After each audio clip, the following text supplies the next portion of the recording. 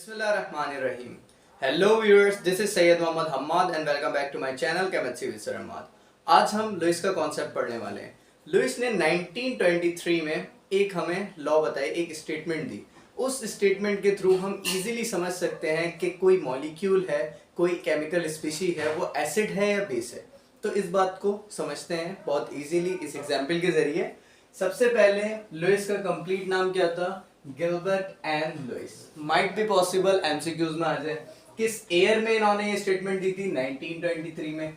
किसके बारे में? एसिड और बेस के बारे में. तो इन्होंने कहा capable of accepting an electron pair.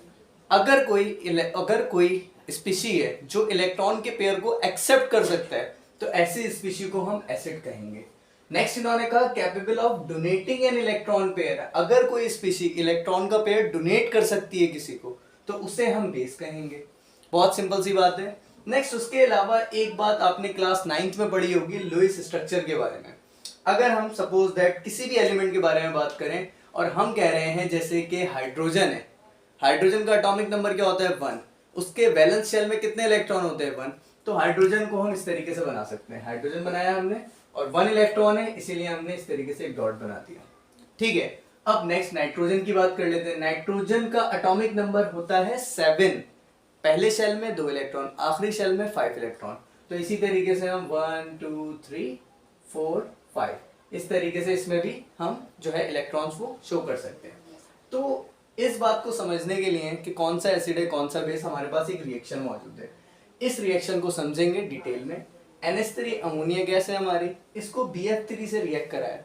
BF3 से रिएक्ट कराया तो कुछ इस तरह की फॉर्मेशन हुई. ये अडक्ट है. अडक्ट मतलब फाइनल रिजल्ट. इसको ऐसे भी लिख सकते हैं और इस फॉर्म में भी लिख सकते हैं. ठीक है.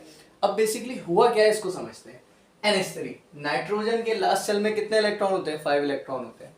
तो मैं जरा ओपन करके बनाता हूँ इसे. 1 2 3.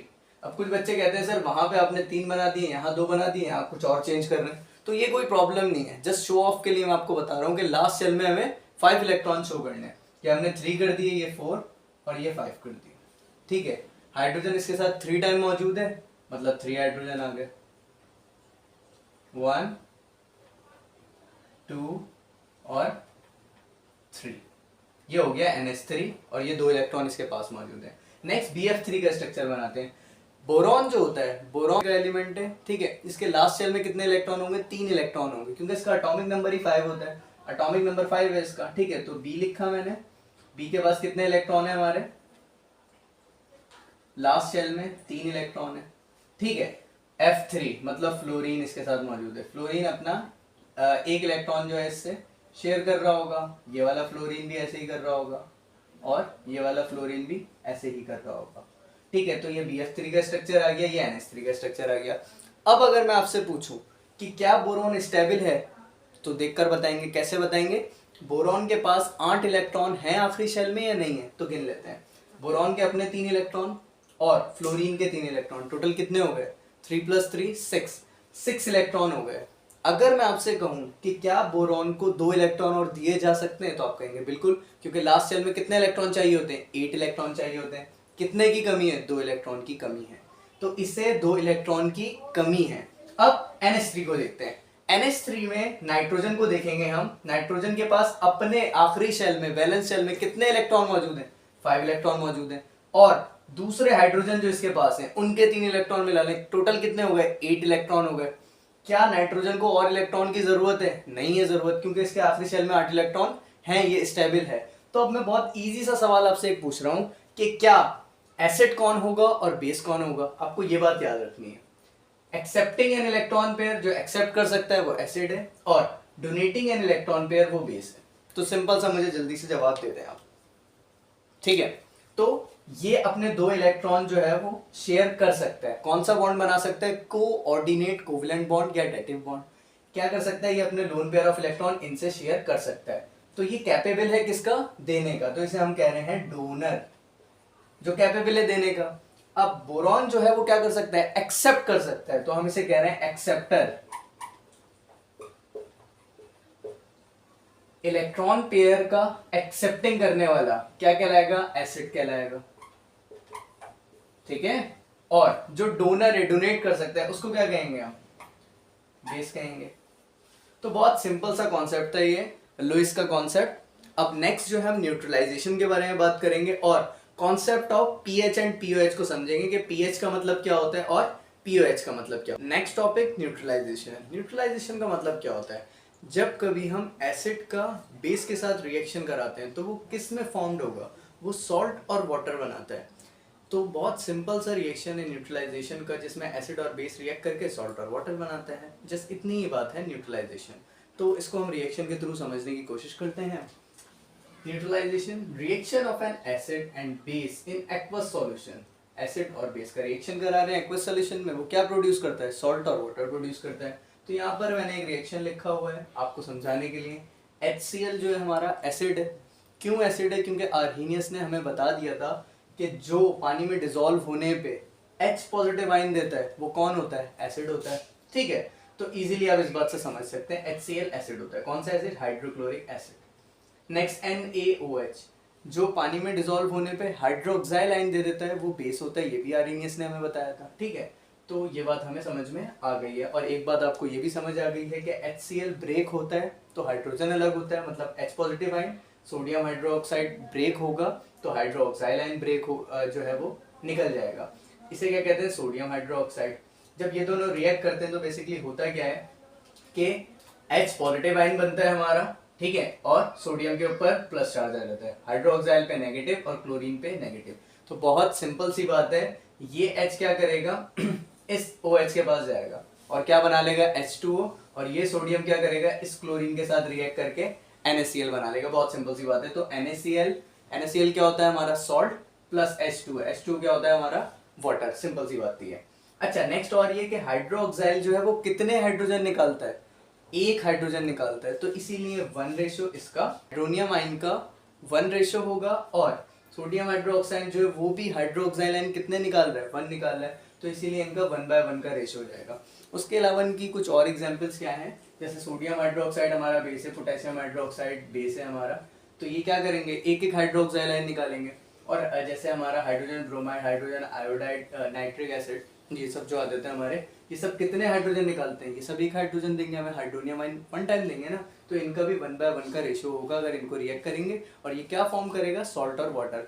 अब एक बात ये है कि अगर मैं कह रहा हूँ HCl स्ट्रॉन्गेस्ट एसिड है और NaOH जो वीकेस्ट एसिड है, सॉरी वीकेस्ट बेस है या स्ट्रॉन्गेस्ट बेस है, तो ये बातें पता कैसे चलती हैं हमें कि कोई चीज़ स्ट्रॉन्ग है या कोई चीज़ वीक है। तो नॉर्मली अगर देखा जाए स्ट्रॉन्ग होना या वीक होना हम कैसे कहेंगे, जैसे मैं कह रहा हूँ कि मार्कर बहुत स्ट्रॉन्ग है, मजबूत है, तो ये टूटेगा देर से, ऐसे ही होगा ना। और उसके अलावा हम क्या कह सकते हैं कि एक और चीज़ है हमारा नेक्स्ट कॉन्सेप्ट जो हम पढ़ने वाले हैं, कि कोई एसिड या कोई बेस अगर स्ट्रॉन्ग होता है तो हम कैसे पता लगा सकते हैं, अगर वीक होता है तो हम कैसे पता लगा सकते हैं, वो कहलाता है हमारा पीएच एंड पीओएच। ये कॉन्सेप्ट पढ़ने वाले हैं, बहुत इंपॉर्टेंट है और बहुत ईजी है। इसको concept of pH and pOH समझना बहुत ही आसान है।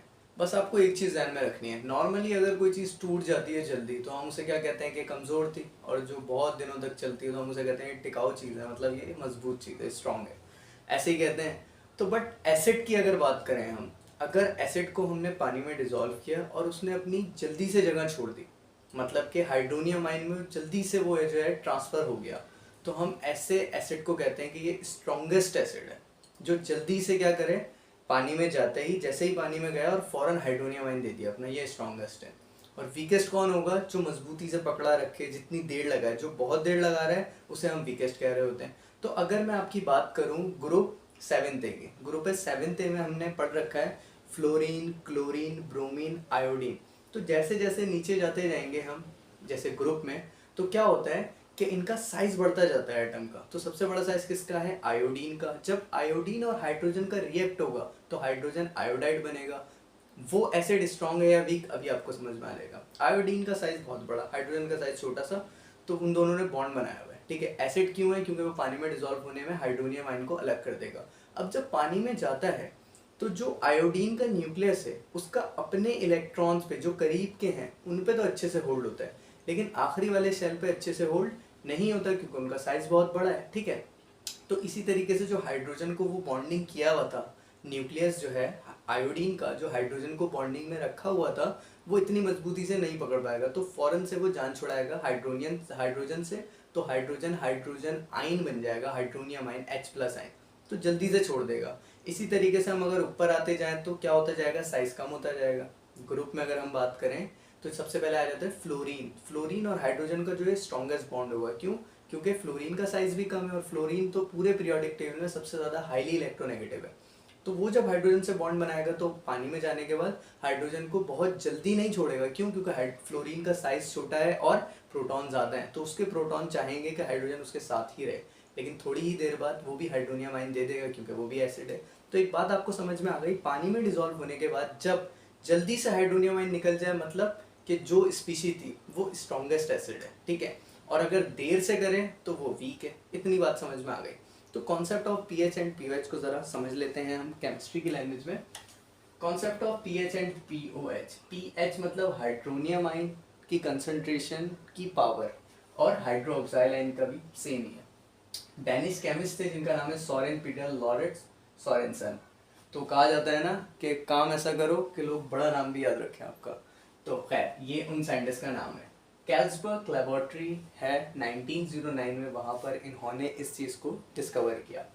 उसके अलावा पीएच का मतलब क्या है? Concentration of hydrogen ion H+ ion, ठीक है, और पीओएच का मतलब क्या है? Concentration of hydroxyl ion OH negative, ठीक है। अब न्यूमेरिकल्स भी हम आगे सॉल्व करेंगे। तो पीएच कैलकुलेट कैसे कर सकते हैं? तो पीएच कैलकुलेट करने के लिए हमारे पास फॉर्मूला मौजूद है, बस हमें हाइड्रोनियम आयन की कंसंट्रेशन पता हो। उसको हम क्या करेंगे, माइनस लॉग से मल्टीप्लाई करेंगे तो पीएच निकल जाएगा। माइनस लॉग को OH हाइड्रोक्साइल आयन की कंसंट्रेशन से मल्टीप्लाई करेंगे तो पीओएच निकल जाएगा, ठीक है। तो बहुत सिंपल सी बात थी, आपको समझ में आ गई होगी। अब मोस्ट इंपॉर्टेंट टॉपिक समझते हैं इसका, पीएच स्केल। पीएच नाम का एक स्केल भी है। मैंने बताया था ना कि कोई एसिड स्ट्रॉन्ग है या वीक है हम कैसे पता कर सकते हैं। एक तो मैंने आपको कंप्लीट बात बता दी ग्रुप 7A की जो है एग्जाम्पल देके। अब पीएच स्केल को समझते हैं। पीएच स्केल की रेंज जो है वो होती है 0 से लेके 14 तक। जब 0 से स्टार्ट करेंगे तो मोस्ट एसिडिक होगा, मतलब बहुत ज़्यादा एसिडिक, और जब 1 2 3 4 14 तक पहुंचेंगे तो 14 आखिरी है, तो वहां पर मोस्ट बेसिक हो जाएगा, ठीक है। तो मैंने यहाँ लिखा है 0 से लेके 14 तक लाइन लिख दी।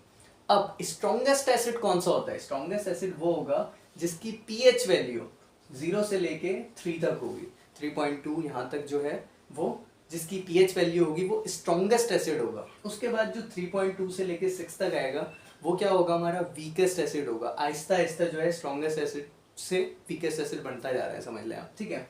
उसके बाद जो 7th है, 7th का मतलब होता है न्यूट्रल। न्यूट्रल का मतलब है कि ना ये एसिडिक है और ना ये बेसिक है। उसके बाद पॉइंट शुरू होता है 8 से, तो 8 से लेके 11.5 तक वीकेस्ट बेस होता है, मतलब बहुत कमज़ोर बेस, जिसकी भी पीएच वैल्यू जो हमारी 8 से लेके 11.5 तक होगी, हम उसे क्या कहेंगे, वीकेस्ट बेस कहेंगे। फिर इसके बाद से क्या स्टार्ट होता है, स्ट्रॉन्गेस्ट बेस। तो आई थिंक आपको बात समझ में आ गई होगी। सबसे पहले हमने क्या कहा, 0 to 14 का स्केल है। सबसे पहले स्टार्टिंग में strongest acid, weak acid, weak acid के बाद कौन आया, वीक बेस, वीक बेस के बाद क्या आया हमारा, स्ट्रॉन्गेस्ट बेस। ये पूरी लाइन बनी हुई है। तो अगर अब मैं आपको किसी स्पीशी का नाम बताऊं और बताऊं कि इसका पीएच वैल्यू ये है, तो आप बता सकते हैं कि वो एसिडिक है या बेसिक है। तो यहाँ मैंने लिख रखा है वैसे, लेकिन बताना ये आपको ही है। क्या लिखा है, मैंने लिखा है सबसे पहले लेमन जूस। लेमन जूस हम पीते हैं, उसकी पीएच वैल्यू 2.3 है, तो क्या ये एसिडिक है या बेसिक है। विनेगर, सिरका, 2.4 से 3.4 तक इसकी जो पीएच वैल्यू है वो हो सकती है सिरके की, तो ये एसिडिक है या बेसिक है। नेक्स्ट मिल्क, दूध हम पीते हैं, इसकी पीएच वैल्यू 6.3 से 6.6 तक है। देन यूरिन, ठीक है, 5.5 से 7.0 तक इसकी पीएच वैल्यू, ये एसिडिक है या बेसिक है। नेक्स्ट इसके बाद आ जाता है ब्लड, 7.35 से 7.45 तक। देन आ जाती है ब्लैक कॉफ़ी, ब्लैक कॉफ़ी की पीएच वैल्यू है 5। देन आ जाता है वॉशिंग सोडा जिसकी पीएच वैल्यू है 12। तो इन सब में से किसी एक का एटलीस्ट आप कमेंट करके नाम बताएं कि सर ये एसिडिक है और ये बेसिक है, एटलीस्ट एक का, ठीक है, ताकि मुझे समझ आए कि आपको बात समझ में आ गई, ठीक है। इसके बाद concept of pH and pOH पढ़ लिया हमने। देन हम अभी यहाँ स्टॉप करते हैं और फिर क्या करेंगे, आगे सॉल्ट के बारे में भी पढ़ेंगे। Thank you so much.